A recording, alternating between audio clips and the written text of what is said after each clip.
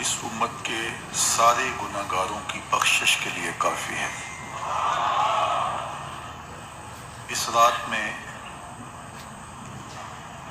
روح الامین اترتے ہیں فرشتوں کے جلو میں جھرمٹ میں۔ باقی 10 راتیں رہ گئی، پھر بندہ سوچتا ہے کہ 10 راتیں جاگنا بھی بڑا مشکل کام ہے، تو نبی اسلام نے کام کو اور آسان کر دیا، فرمایا آخری اشرے کی جو طاق راتیں ہیں ان میں اسے ڈھونڈو۔ اللہ تعالیٰ نے لیلۃ القدر کو ان 5 راتوں میں چھپایا ہوا ہے۔ پہلے یہ تعین کے ساتھ مقرر ہو کر آ رہی آدمی نیکی کرے 1000 دن نہیں، کتنا لوگوں کو شوق ہے کہ کوئی ایسا جیک لگے یکدم میری ساری چیزیں بڑھ جائیں۔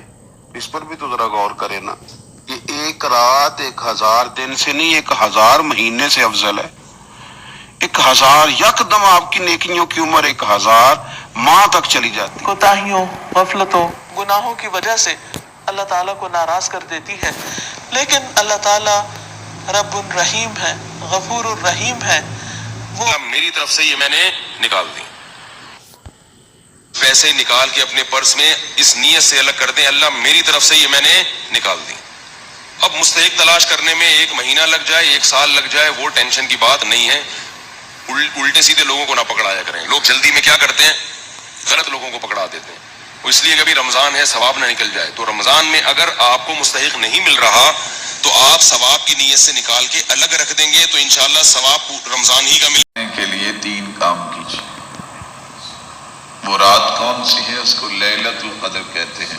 وہی مضمون یہاں بھی ہے، لیلہ مبارکہ اور لیلۃ القدر ایک ہی شے ہے، ایک ہی رات کا نام ہے۔ انا انزلناہ فی لیلۃ المبارکۃ، ہم نے اس کو نازل کیا ایک بڑی مبارک شب میں۔ انا کنا منذرین، ہم ہیں خبردار کر دینے والے۔ رسالت کا اصل مقصد، کتابوں کا اصل مقصد